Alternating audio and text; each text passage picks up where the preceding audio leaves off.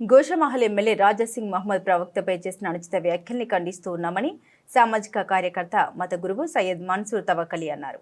ఈ మేరకు Karimnagar 1 town 2 town police స్టేషన్లో రాజాసింగ్ పై ఫిర్యాదు చేశారు. అనంతరం మాట్లాడారు. రాజాసింగ్ మాటలు హిందూ ముస్లింల మధ్య ద్వేషాన్ని, మత సామరస్యాన్ని దెబ్బతీస్తున్నాయని పేర్కొన్నారు. అందరికీ నమస్తే. నా పేరు మన్సూర్ తవకలి. నేను ఒక దర్గా పూజారిని, అధ్యక్షుడిని. ఈరోజు రాజాసింగ్ ఎమ్మెల్యే, మాజీ ఎమ్మెల్యే బహిష్కరించిన నేను చెప్పరాదు, కానీ రాజాసింగ్ అనే వ్యక్తి మా ప్రవర్తన గురించి మళ్ళీ ఒక పిచ్చి వాక్యాలు ఇందోర్లో రాంచీ అనే ప్రోగ్రాంలో స్పీచ్ ఇచ్చుకుంటా ఒక పిచ్చి మాటలు మాట్లాడిండు. అది చాలా పెద్ద తప్పు. మేము దాన్ని సహించామని మేము ఈరోజు కరీంనగర్ 1 టౌన్ పోలీస్ స్టేషన్లో అప్లికేషన్ ఇచ్చడానికి వచ్చినాం. అతనికి హైకోర్టు ఒక కండిషన్ బెల్ మీద ఇచ్చిపెట్టినా కానీ ఇట్లాంటి స్పీచ్లు ఇవ్వకూడదని అతను కొడుకు ఇద్దరు తయారైపోయారు. ఇప్పుడు మేము యావత్ తెలంగాణ కాదు, యావత్ ప్రపంచంలో ఉన్నటువంటి ముస్లిమ్స్ ఎవరైనా కానీ ఇట్లాంటి విషయాలని ఎవరు ఇచ్చారు భరించలేము. మేము మా తల్లిదండ్రులు, మా కొడుకులు, మా ఇల్లు, మేమందరం చచ్చడానికి సిద్ధం ఉంటాం, కానీ మా ప్రవర్తనని కీర్చపరిస్తే మాత్రం మేము సహించాము. ఇది చాలా పెద్ద తప్పు. రాజాసింగ్కు అంతా దమ్ముంటే కరీంనగర్ నుంచి వచ్చి నిలబడమను, కరీంనగర్ నుంచి వచ్చి గెలవమను. ఈ హిందూ ముస్లిం మందిర్ మస్జిద్ అనే విషయాలు పక్కకు పెట్టి దమ్ముంటే కొట్లాడమను, గెలవమను. అది మేము సపోర్ట్ చేస్తాం. కానీ కాకపోతే మా ప్రవర్తనని మాత్రం ఏ విషయంలో కానీ ఎండ్లైనా కానీ చెప్తే పిచ్చి కుక్కలక నరికేస్తామని కూడా సిద్ధం ఉన్నాం. మేము దేనికైనా సిద్ధం ఉన్నాం. మా ప్రాణాలైనా అర్పిస్తాం, వాని ప్రాణమైనా తీస్తాం.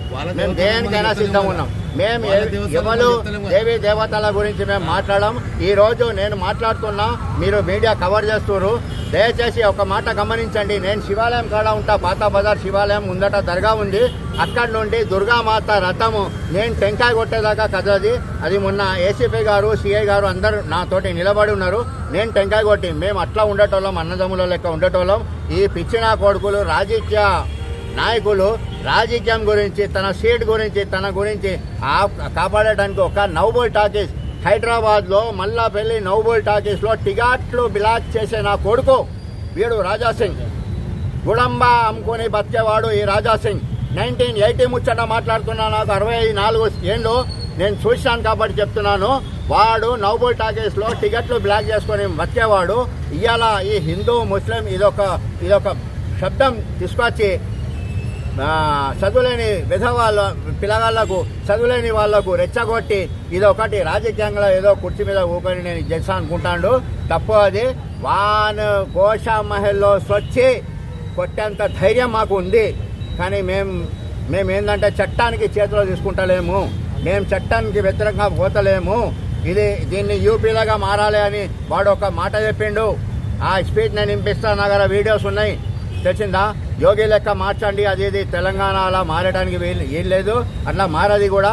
నేను ఇంకొకటి మన తెలంగాణ ముఖ్యమంత్రి శ్రీ రేవంత్ రెడ్డి గారికి కోరేది ఏంటంటే ఇట్లాంటి పిచ్చి కుక్కలకు జైల్లో వేయండి. ఒక కండిషన్ బెల్ మీద బయటకు వచ్చిండు వీడు మళ్ళీ అట్లాంటి పిచ్చి మాటలు మాట్లాడుతుండు. వానికి జైల్లో వేయకపోతే మాత్రం మంచిగా ఉండదు. తెలంగాణ వాతావరణం చాలా చేంజ్ అయిపోతుంది అని వచ్చే ఎలక్షన్లో దీని ఫలితాలు మీరు చూస్తారు అని మేము చెప్పదలుచుకున్నాను.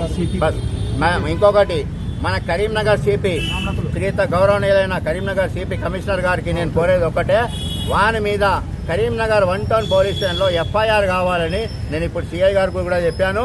ఇప్పుడు సిపి గారు కూడా కోరుతున్నాను. దయచేసి వాని మీద ఎఫ్ఐఆర్ చేయండి. వాడు కరీంనగర్కి వచ్చి ఇక్కడ అటెండ్ అయ్యేటట్టుగా కావాలి. మాకు మేము చూడాలి అది. దయచేసి ఇక్కడ కుల మత భేదాలు లేకుండా, హిందూ ముస్లిం లేకుండా హైదరాబాద్లో చూస్తారు మీరు. మాడవాళ్ళు వాళ్ళు వీళ్ళు అని కొట్లాడుకుంటారు. కరీంనగర్లో 1947 నుండి ఇక్కడ ఎలాంటి అవాంఛనీయ సంఘటన జరగలేదు. ఇక్కడ ప్రజలకు కర్ఫ్యూ అన్నది తెలియదు. ఇక్కడ ప్రజలకు హిందూ ముస్లిం అన్నది తెలియదు. ఇలాంటి పిచ్చిన కొడుకులు ఇటువంటి పిచ్చి మాటలు మాట్లాడేస్తే ఏమో అనుకుంటారు. అన్ఎడ్యుకేటెడ్ పర్సన్ అటువంటి ఎడ్యుకేటెడ్ పర్సన్ అనుకోరు. అన్ఎడ్యుకేటెడ్ పర్సన్ వాళ్ళు రెచ్చిపోతే దాన్ని మా పోలీస్ సిబ్బంది పరేషాన్ అవుతుంది, మామూలు ప్రజలు కూడా పరేషాన్ అవుతారని నేను మా సిపి గారు కోరేది ఏంటంటే ఇక్కడ ఒకటే ఎఫ్ఐఆర్, కరీంనగర్లో ఎఫ్ఐఆర్ కావాలి అనే విషయంగా. ఆ ఎఫ్ఐఆర్ అయితే మేము సంతోషపడతాం. Okay, thank you.